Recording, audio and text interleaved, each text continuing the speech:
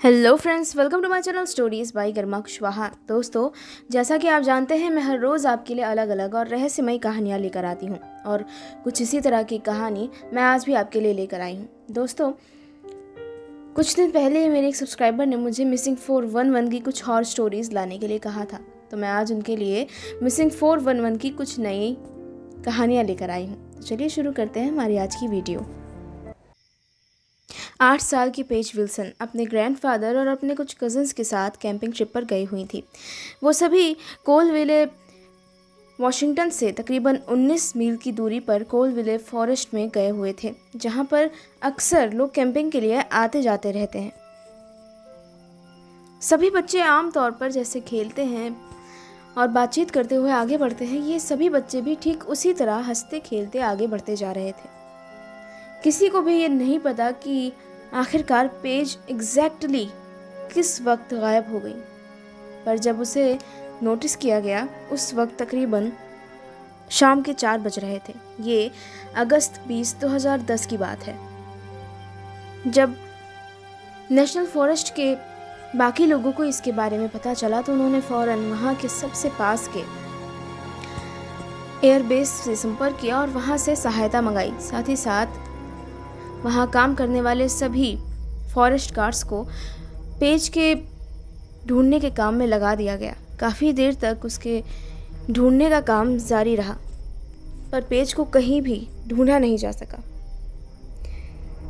जब इंसान नाकाम हो गए तो उसके बाद सहारा लिया गया शिकारी कुत्तों का, जो कि इंसानों की गंध का आसानी से पीछा कर लेते हैं, पर फिर भी वो कुछ देर तक इधर उधर भटकते रहे, पर वो भी एग्जैक्टली उस जगह का पता नहीं लगा पाए जिस तरफ पेज गायब हो गई। आखिरकार रविवार की सुबह तकरीबन 8 बजे उस गायब हुई बच्ची को गायब होने की जगह से तकरीबन 3 मील की दूरी पर एक कच्चे रास्ते पर घूमते हुए पाया गया। वो वहाँ कैसे पहुंची किसी को नहीं पता था, पर जब उसे ढूंढा गया उसके शरीर पर कुछ खरोंचों के निशान थे, पर वो फिर भी बिल्कुल सही सलामत थी, और ये सबसे बड़ी बात थी उसके परिवार के लिए। इस घटना के बीच जाने के कई दिनों बाद एक टेलीविज़न शो पर पेज विल्सन का एक छोटा सा इंटरव्यू दिखाया गया, और जिसमें उससे पूछा गया कि वो आखिरकार जब जंगल में गुम हो गई थी तो उस वक्त क्या घटनाएं हुई थी उनके साथ और वो अचानक वहाँ कैसे पहुँच गई थी। इस बाबत पर उन्होंने कहा कि वो एग्जैक्टली इसके बारे में कुछ नहीं बता सकती कि वो कैसे गायब हो गई थी। उन्हें बस इतना पता है कि वो अपने परिवार के साथ घूम रही थी और अचानक ही उन्होंने अपने आप को बिल्कुल अकेला पाया। उनका परिवार उनसे दूर कहीं चला गया था।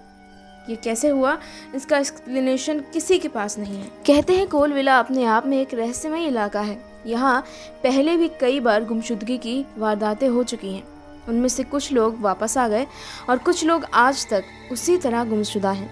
दूसरी कहानी है लोवेल लिन के बारे में, जो कि सन 1957 में अचानक ही एक घटना में गायब हो गए और आज तक उनका कोई पता नहीं है। आइए जानते हैं उनके कहानी के बारे में।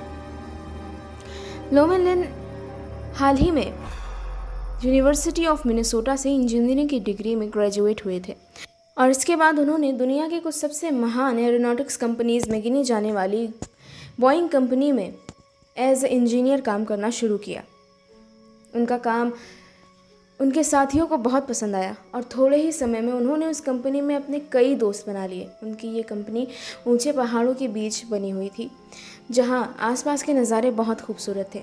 उन्हें हमेशा से ही कैंपिंग का साथ ही साथ स्कीइंग का बहुत शौक था, तो इसीलिए उन्होंने अपने एक दोस्त हैरी के साथ मिलकर स्कीइंग पर जाने का प्लान बनाया। ये सर्दियों का मौसम था और पहाड़ियों पर अभी अभी बर्फ गिरना शुरू हुई थी।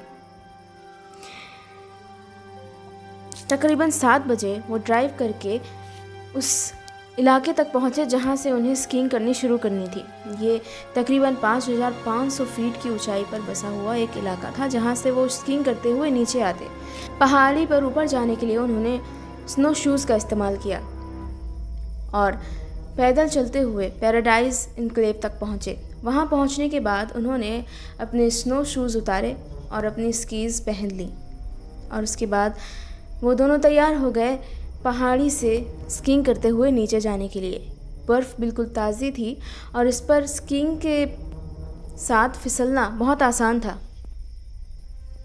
उन दोनों ने ही एक साथ स्कीइंग करना शुरू किया। हैरी लॉवेल से थोड़ा ज़्यादा तेज़ था और इसलिए वो कुछ ही देर में लॉवेल से काफ़ी आगे निकल आया। तकरीबन 3000 फीट आगे आ जाने के बाद उसने अपने आसपास देखा, उससे लॉवेल कहीं नज़र नहीं आया। इसलिए वो थोड़ी देर वहीं रुक गया और उसने लॉवेल के वापस आने का इंतज़ार किया। कुछ देर तक इंतज़ार करने के बाद भी उसे लॉवेल कहीं आता हुआ नज़र नहीं आया। उसने सोचा हो सकता है कि वो मुझसे भी आगे चला गया हो, और ये सोचते हुए हैरी ने एक बार फिर से स्कीइंग करना शुरू किया और इस बार वो काफ़ी आगे निकल आया। वो तकरीबन सतह के आसपास आ गया था जहाँ से उन्होंने ये शुरुआत की थी। उसने एक बार फिर से रुककर लॉवेल का इंतज़ार करने का फ़ैसला लिया और वो कुछ देर वहीं रुका रहा। पर काफ़ी देर तक इंतज़ार करने के बाद भी वहाँ लॉवेल का कुछ अता पता नहीं चला। शाम का वक्त था और इसलिए मौसम ख़राब होने लगा था। अचानक ही आसमान में काले बादल छा गए थे और साथ ही साथ धीरे धीरे बर्फ़बारी होनी शुरू हो गई थी। मौसम ख़राब होने की वजह से हैरी ने वहाँ से वापस जाने का फ़ैसला किया और वापस जाकर उसने अपने साथ के लोगों को इसके बारे में बताया, जिसके बाद वहाँ के लोकल ऑफिशियल्स को इस बात की जानकारी दे दी गई, जिन्होंने वहाँ पर लॉवेल को ढूंढने का काम शुरू किया। पर हालात उनके बिल्कुल विपरीत जा रहे थे। वहाँ मौसम धीरे धीरे बद से बदतर होता चला जा रहा था। शुरू में वहाँ सिर्फ बर्फबारी हो रही थी जो काफ़ी देर तक चली, पर धीरे धीरे इस बर्फबारी ने एक तूफ़ान का रूप ले लिया और इस तूफ़ान के चलते खोजबीन ज़्यादा देर तक जारी नहीं रख पाए। वहाँ के सभी लोग उन्हें ढूंढने में लगे हुए थे, पर मौसम उनका साथ नहीं दे रहा था।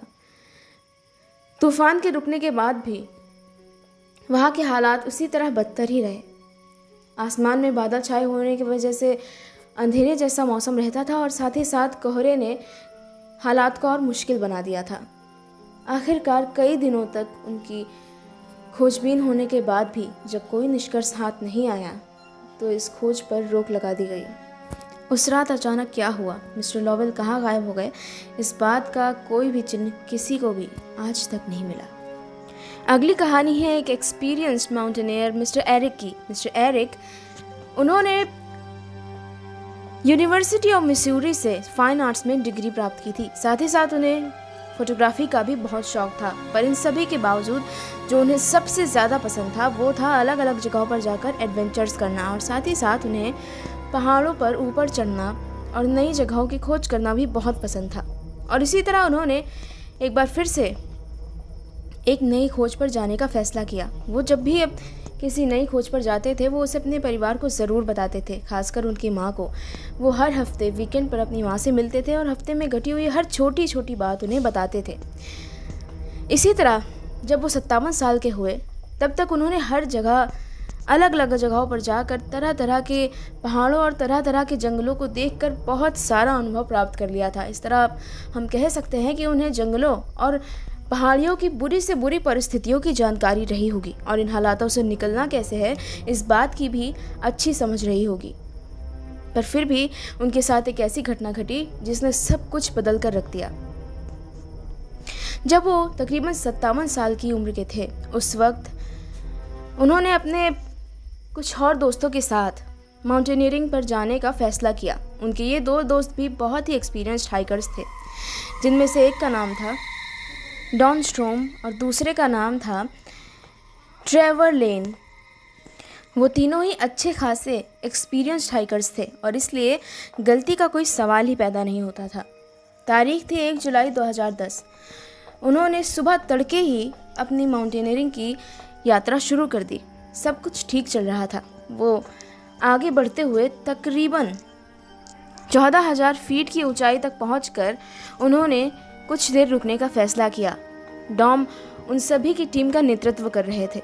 सब कुछ बिल्कुल ठीक चल रहा था। मौसम भी बिल्कुल उनके हिसाब से था, बिल्कुल साफ और सुथरा। सब कुछ ठीक चल रहा था, पर फिर अचानक चीज़ें बदलने लग गईं। डॉन नीचे रुके हुए थे और इस बार मिस्टर लेन उन सभी का नेतृत्व कर रहे थे। अब वो आगे की तरफ रास्ता बनाते हुए चल रहे थे और बाकी दोनों माउंटेनियर उनके साथ उनके कदमों पर आगे बढ़ते जा रहे थे।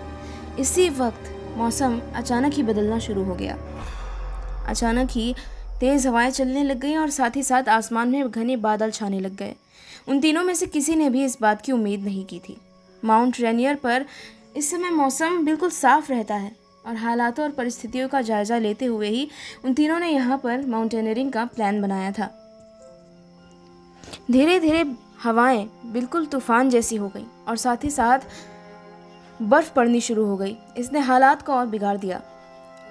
नॉन स्ट्रोकर बढ़ते हुए ट्रेवर लेन तक पहुंच गए, जबकि उनके साथ ही चल रहे मिस्टर एरिक आगे बढ़ने के बजाय नीचे की तरफ उतरने लगे। वो तीन के तीनों ही एक ही रस्सी के सहारे ऊपर चढ़ रहे थे। जब डॉन स्ट्रोकर ने आगे की तरफ बढ़ना शुरू किया था तब उन्हें महसूस हो रहा था कि एरिक से बंधा हुआ हुक नीचे की तरफ जा रहा है। उन्हें ये बड़ा अजीब महसूस हुआ और धीरे धीरे अचानक ही उनकी इस रस्सी से बंधा हुआ वजन उन्हें बिल्कुल ही हल्का महसूस होने लगा। दोनों माउंटेनियर्स एक पॉइंट पर आकर रुक गए थे और वो इंतज़ार कर रहे थे एरिक का। जब काफ़ी देर तक एरिक ऊपर नहीं आए तब उन्होंने उस रस्सी को खींचने का फैसला लिया और जब उन्होंने उस रस्सी को ऊपर की तरफ खींचा वो बहुत आसानी से ऊपर आ गई। ये देखकर उन्हें बहुत आश्चर्य हुआ कि एरिक ने अपनी रस्सी का लूप अपने आप खोल दिया था। इस बात को देखकर वो दोनों बहुत ही चिंता में आ गए और आखिरकार एरिक ने ऐसा क्यों किया, ये बात सोचने पर मजबूर हो गए। काफ़ी देर बाद जब मौसम थोड़ा ठीक हुआ तब वो वापस पहाड़ी से तकरीबन 13,000 फीट की ऊंचाई से नीचे उतरे। नीचे उतरने के बाद उन्होंने वहाँ एक पुरानी गुफा देखी। जब वो उस गुफा की तरफ गए तब वहाँ पर उन्हें एरिक का सामान मिला, उसकी स्कीज़, उसके जूते और उसके बैकपैक। और इसे देखकर उन दोनों ने ही अंदाज़ा लगा लिया था कि एरिक मौसम से बचने के लिए इस गुफा में रुक गया होगा। उन्होंने कुछ आगे बढ़कर एरिक को आवाज़ें दी, उसका पता लगाने की कोशिश की, पर वो कहीं नज़र नहीं आ रहे थे। काफ़ी देर तक वहाँ रुककर उन्होंने एरिक का इंतज़ार किया, पर फिर भी एरिक का कोई सुराग नहीं मिला। उसका सारा सामान यहीं पर था, पर वो खुद गायब था। काफ़ी देर तक इंतज़ार करने के बाद जब एरिक वापस नहीं आया तब उसके दोस्तों ने फैसला किया यहाँ की लोकल रेस्क्यू टीम को बुलाने का। रेस्क्यू टीम को बुलाया गया। तकरीबन 50 रेस्क्यूअर्स यहाँ पर आए और उन्होंने मिस्टर एरिक को ढूंढना शुरू किया। खोजी दल काफ़ी देर तक एरिक को ढूंढता रहा। कई जगहों पर आसपास के पूरे इलाके पर उन्होंने छानबीन की। हेलीकॉप्टर्स भी बुलाए गए, पर फिर भी कोई फ़ायदा नहीं हुआ। एरिक दोबारा कभी नज़र नहीं आया। अगर आप मेरे चैनल पर नए हैं तो चैनल को सब्सक्राइब भी ज़रूर कर दीजिएगा। Thank you.